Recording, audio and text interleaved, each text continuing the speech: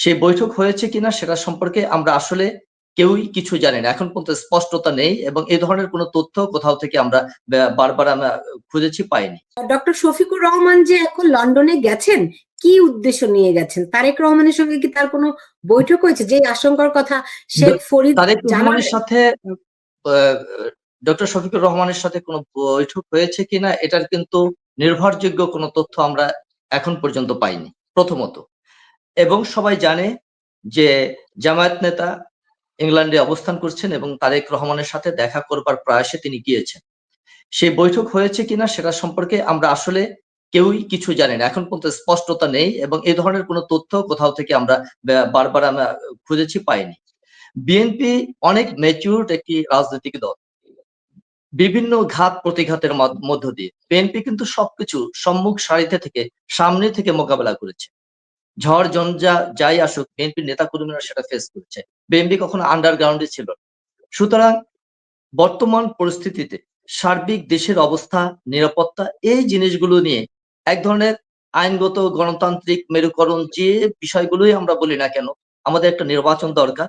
এবং নানা ঘাত প্রতিঘাত পেরিয়ে তারেক রহমান কিন্তু একটি যথার্থ সময় সিদ্ধান্ত গ্রহণ করেছেন, যখন সারা বাংলাদেশ জুড়ে তার বিরুদ্ধে একটা ন্যারেটিভ প্রচারণা চলছিল যে তারেক রহমান দেশে ফিরবেন, তিনি আসবেন না, নির্বাচনের পরে তিনি আসবেন, তিনি ভয় পেয়েছেন।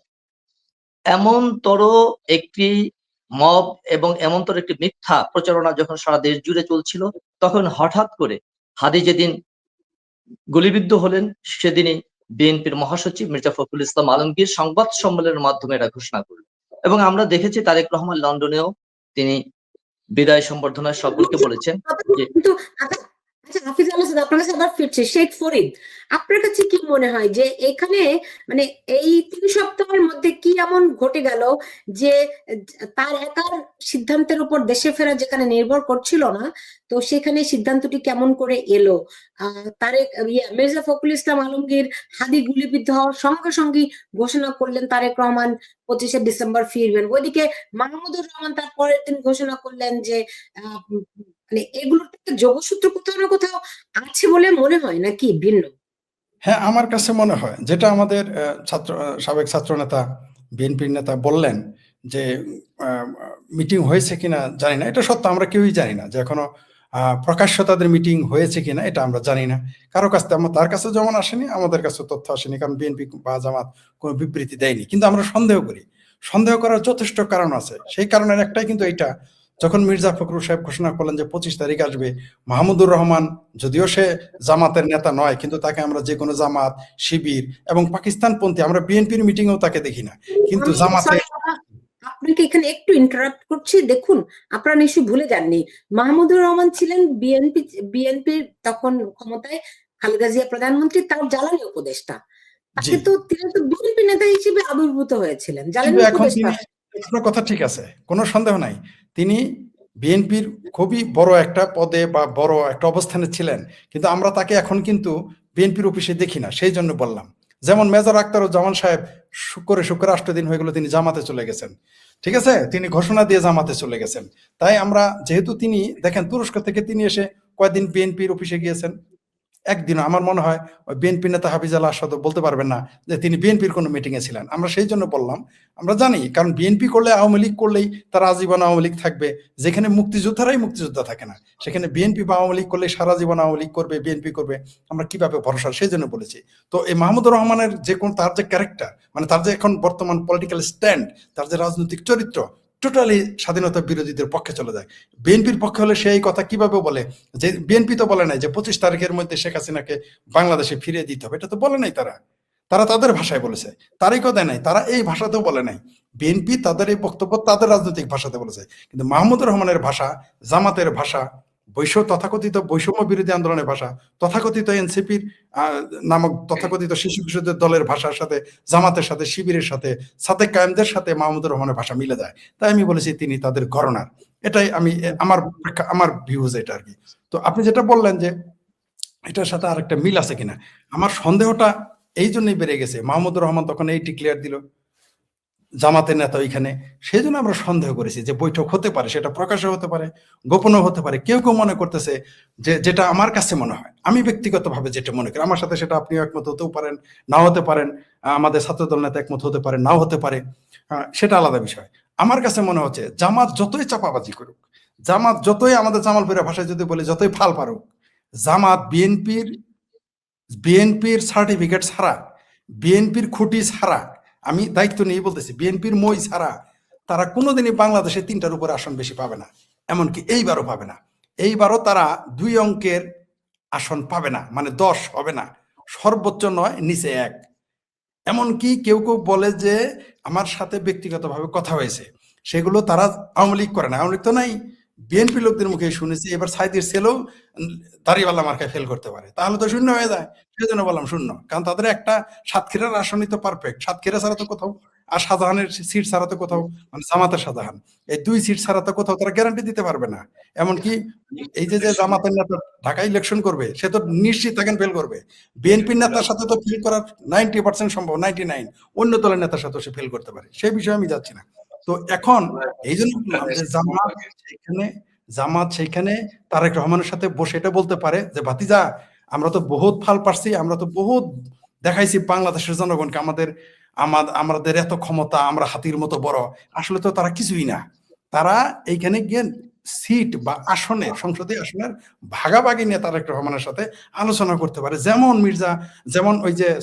যেমন ডক্টর ইউনূস সাহেব, যিনি ডিসেম্বর থেকে নির্বাচন পিছিয়ে ফেব্রুয়ারিতে আনছে, তেমনি নেগোসিয়েশন করতে পারে তারা, সমঝোতা, যে আমরা মিলকে জুলকে আমার কিছু আসন বাড়িয়ে দাও বাতিজা, তাহলে আমরা নির্বাচনটা হতে দেব, বা আমরা কিছু নির্বাচন চাই। জনগণকে তো দেখাইতে হবে যে জামাতের অনেক ক্ষমতা, 20-30টা আসন তো দেখাইতে হবে। কারণ বিএনপি যদি তাকে গ্রিন সিগন্যাল না দেয়, আমি আপনাকে লিখে দিলাম, এখানে বিএনপির একজন এত উপস্থিত আছেন, আপনার চ্যানেলের মাধ্যমে চ্যালেঞ্জ করলাম, তারা 9টির উপরে আসন পাবে না বিএনপির সাথে যদি সমঝোতায় না যায়। আমার ধারণা সমঝোতা করার জন্য সেখানে গিয়েছে, তাছাড়া কোনো কারণে সেখানে এই মুহূর্তে তারা ইংল্যান্ডে যাওয়ার কথা না।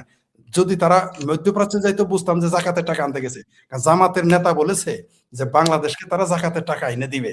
এর চাইতে হাস্যকর আর নিকৃষ্ট কথা, এর চাইতে আর শিশু সুলভ এবং বিভ্রান্তিকর বক্তব্য, জাতির জন্য কলঙ্কজনক শব্দ বাংলাদেশের কোন নেতা আজ পর্যন্ত বোধহয় ব্যবহার করে নাই, যে আমাদের মধ্যপ্রাচ্য থেকে জাকাত এনে খাওয়াবে। হাদিকে তো আমরা 5 তারিখেও দেখি নাই, হাদিকে তো আমরা 10 তারিখেও দেখি নাই। হাদিকে ডক্টর ইউনূস এখন আসলে একটা মানুষ মারা গেছে, তো তাকে নিয়ে আর, যেহেতু মরে গেছে, তাকে নিয়ে আলোচনা, মৃত মানুষকে নিয়ে ইসলামের পরিভাষায় তাকে নিয়ে সমালোচনা করা খারাপ একটা জিনিস, মন্দ জিনিস। এটা আমি বেশি কিছু বলতে চাই না তার ব্যাপারে। আমি ডক্টর ইউনূসকে নিয়ে কিছু বলতে চাই, তিনি জীবিত তো। শোনেন, মানে নাই দেশে হইলো বুটকালাই সন্দেশ, আমাদের জামালপুরের ভাষায় বলে। প্রতিদিন 11টা খুন, 40টা 45টা লাশ পানিতে ভাসে। ডক্টর ইউনূসের সেই দিকে চিন্তা নাই, হাদির জন্য শোক দিবস পালন করে। মানে ইয়ার্কির একটা মাত্রা থাকা উচিত। যখন মুক্তিযোদ্ধাদের গলায় জুতার মালা, যখন মুক্তিযোদ্ধাদের সেলুট দেওয়া হয় না, রাষ্ট্রীয় যে সংবর্ধনা দেওয়া হয় না, যখন যা ইচ্ছা তাই করতেছে, শত শত না হাজার মানুষ মারতেছে, ওইদিকে তার হিসাবই নাই, ওই হাদির জন্য শোক দিবস পালন করতেছে।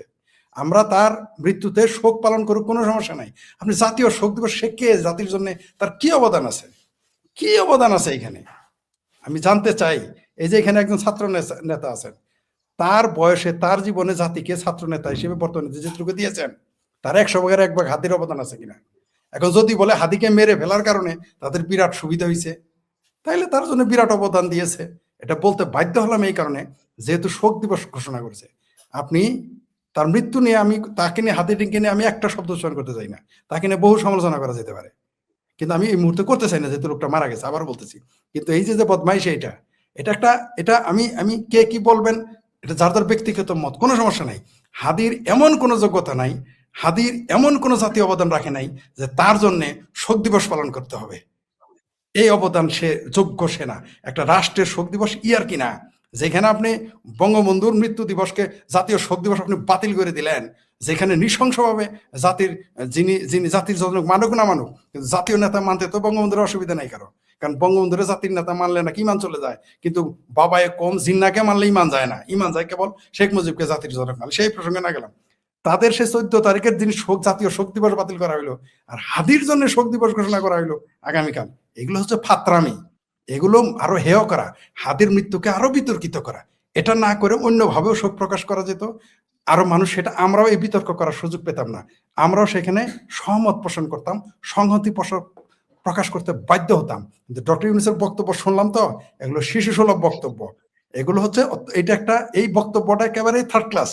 এটা তার যে উপদেষ্টা, তার উপদেষ্টাকে আমি জানি না, তাকে এগুলো কে স্ক্রিপ্ট লিখে দেয় আমি জানি না।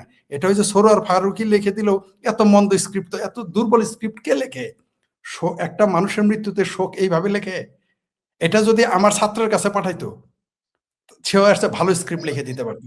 এরা একজন ডক্টরেট, একজন অধ্যাপক এত দুর্বল শোক শোক সব বাক্য পাঠ করেন, আমার জানা ছিল না। মানে আমি আবারও বললাম, যে কোনো মৃত্যু তার চোখের সামনে দিনের বেলা প্রকাশ্য গুলি করে পালিয়ে গেল, এখানে স্বরাষ্ট্র উপদেষ্টা, আমি তো উপদেষ্টা বলি না, এলো অপদেষ্টা, তাদের এই দায়ভার কে নিবে? ডক্টর ইউনূসকে দায়ভার নিতে হবে, আইন উপদেষ্টাকে দায়ভার নিতে হবে, এই দায়ভার নিতে হবে স্বরাষ্ট্র উপদেষ্টাকে। সেগুলো দায় কি নিয়েছে? নেয়নি। কিন্তু ফাত্রামি করার তারা কোনো ত্রুটি করেন নাই তারা। এই যে আপনি যে ভাষণটা শোনালেন, আমি তো ভাবতেই পারি নাই। এটা যদি কেউ আমাকে, আমি যদি আপনি লাইভ না দেখাইতেন, এটা যদি নিউজ আমাকে কেউ পাঠাইতেন, আমি ভাবতাম যে এটা কেউ ফেক কোনো কিছু পাঠাইছে। এত নিম্নমানের শোক প্রকাশ করা তার ঠিক হয় না। এছাড়া চমৎকার ভাবে উন্নত, যেটা সর্বজন গৃহীত হইতো, এমনকি হাদির যে প্রতিপক্ষ তারাও এটাকে মেনে নিতে বাধ্য হইতো, এমন ভাবে শোক প্রকাশ করা যেত। জি, ধন্যবাদ। আমার এখানে কয়েকজন দর্শক, একজন বিশেষ করে তিনি লিখেছেন, এই প্রথম ডক্টর ইউনূসের ভাষণ শুনলেন, এই লাইভ চলার কারণে তিনি শুনলেন, আমার শো এর কারণে, এই জন্য আমাকে সরি বলতে বলেছেন। আমি সরি যদি আপনাদের বিরক্ত করে থাকি। হাফিজ আল আসাদ, কি বুঝলেন প্রধান উপদেষ্টার ভাষণে? প্রফেসর ইউনূস আমাদের প্রধান উপদেষ্টা, উনি ছাত্রদের রক্তে যে সরকার গঠিত হয়েছে সেই সরকারের প্রধান। সুতরাং যখন ছাত্র নেতা বা ছাত্র নেতৃত্ব আঘাতপ্রাপ্ত হবে বা মৃত্যুবরণ করবে, তখন তিনি তার প্রতি ব্যথাতুর হবে, শোকাতুর হবে এবং তিনি তার প্রতিক্রিয়া ব্যক্ত করবেন। তিনি এই মৃত্যুটিকে আমরা অস্বাভাবিক মৃত্যু মনে করছি এবং প্রতিটা মৃত্যুই তার পরিবারের জন্য, দেশের জন্য কি হয়েছে না হয়েছে আমি জানি না, কিন্তু তার পরিবার চিরদিন এই ব্যথাটা উপভোগ করবে, ভোগ করবে। তার সন্তান চিরদিন পিতা হারার এই বেদনা সে কোনোদিন ভুলবে না। একটা 10 মাসের সন্তান রয়েছে তার স্ত্রী বিষণ্ণ বদনে এই বোঝা বহন করবে। শুধুমাত্র পরিবারই বহন করবে। আমরা যাই শোক প্রদান করি, যাই করি না কেন, সমস্ত কিছু রাজনৈতিক স্বার্থ, ক্ষমতা কেন্দ্রিক স্বার্থ। ডক্টর ইউনূস আরো একটি কথা বলেছেন যে আমরা ধৈর্য, সংযম, সাহস এবং দূরদর্শিতা দিয়ে এই আপদ মোকাবেলা করব এবং আমরা নির্বাচনের রোডম্যাপে ফিরে যাব।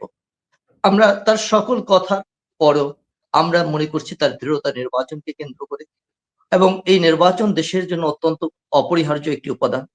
আমরা হাদির আত্মার মাগফিরাত কামনা করেও আমরা চাচ্ছি বাংলাদেশ যে নির্বাচনের ট্রেনে উঠেছে সেই নির্বাচনটা সুষ্ঠু এবং সুন্দরভাবে সঠিকভাবে সম্পন্ন হবে। তাহলে আমাদের এই তত্ত্বাবধায়ক কালচারটা চলে যাবে, একটা গণতান্ত্রিক ইমেজ তৈরি হবে। সেই ইমেজের মাধ্যমে আমরা বাংলাদেশকে নির্মাণ করতে পারবো। এবং এই অস্থিতিশীলতার ক্ষেত্রে ডক্টর ইউনূস যে বক্তব্য দিয়েছেন, তিনি তার ধারাবাহিকতা, তিনি ছাত্রদের প্রতি যে তিনি অত্যন্ত তিনি আবেগপ্রবণ, সেটাই তিনি বহিঃপ্রকাশ ঘটেছেন রাষ্ট্রীয় ওই চেয়ারে বসে।